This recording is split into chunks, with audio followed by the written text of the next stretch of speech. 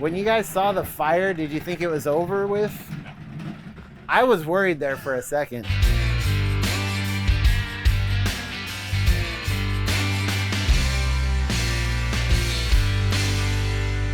Hi, I'm Chef Rick Mace with Tropical Smokehouse in West Palm Beach, and this is our most popular dish, the Old Fashioned Hamburger.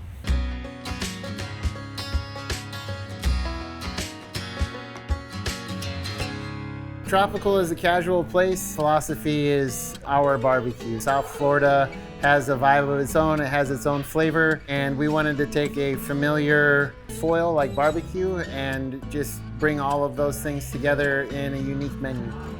The burger is, for me, we make the food that everybody knows better than they knew it could be. But the burger is all simple things that are just done right. So many small things done right, just that make a really good eating, craveable burger. We're gonna walk through Tropical's Old Fashioned Burger. So we have some 3-ounce meatballs that we've made with our Demcota prime brisket trim and some boneless short rib meat. This is a double grind, once coarse and once fine.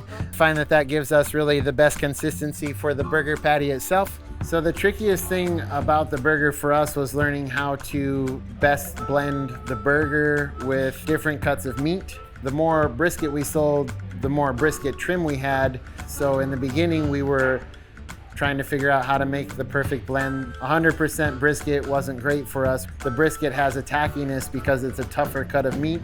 We use some boneless short rib meat to cut the brisket so that it makes that perfect blend where you have beefiness, richness, and you have the right texture of the meat also.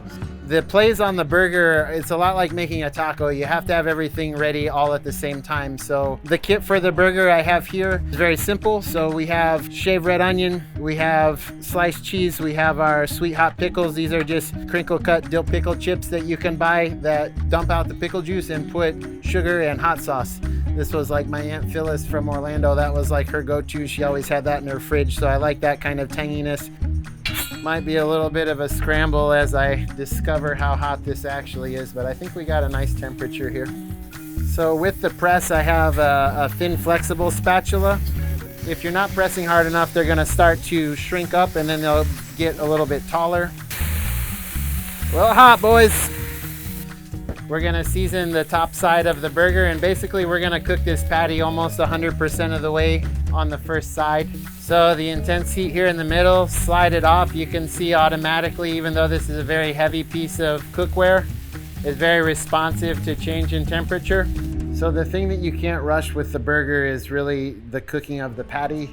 The patty has to get cooked most of the way on the first side to get that perfect texture. If you are rushing and you turn the burger too quickly, it's going to be relatively the same burger with a totally different texture, and also all of that browning creates a lot more complexity with the beef flavor. I don't want to say saucy, but I think that a burger should have like a certain amount of, messiness to it. I think it's okay that burgers are a little greasy. I think it's one of those foods that when you think of that, you can have a burger that is on the lighter side, but really the burger that's the most craveable, smashable burger, in my opinion, is the one that's like well-rendered beef, well-melted cheese, plenty of sauce, some pickles for crunch, and I think that burger is like a pretty saucy burger. You can see that we're getting all of that rendering. You get the laciness of the edge. We got good adhesion because we had a very hot pan and we gave a pretty firm press to it. So right now these guys are basically stuck the way that we put them.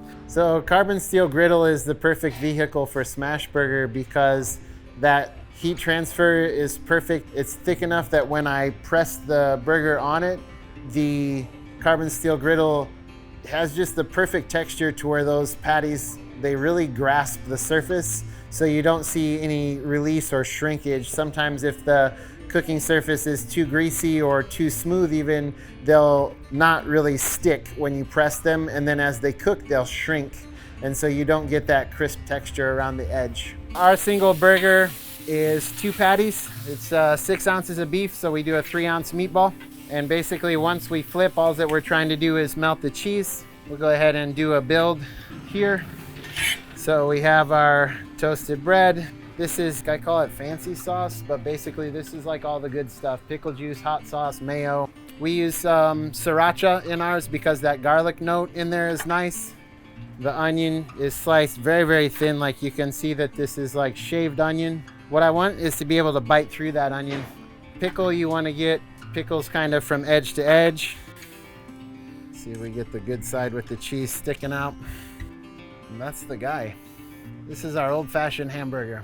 You know, surprisingly, we're a barbecue restaurant with a burger problem. It's nothing for us on a weekend to sell 200 burgers. I think the greatest joy of Tropical is that we're just doing our thing here in our neighborhood for our people. And we want to establish a larger identity as Florida's craft barbecue, and we want to tell people that Florida barbecue is a thing and share all of that with people. But really what it boils down to is that we invited the neighborhood in, and in a very short order, there was a lot of dialogue. So co-creation occurred, and we were nimble enough to make some slight changes to the menu and give the restaurant that the neighborhood wanted to the neighborhood. So I think that's really, for me, the most special thing that we've done. I'm Chef Rick Mace, and I use Made In.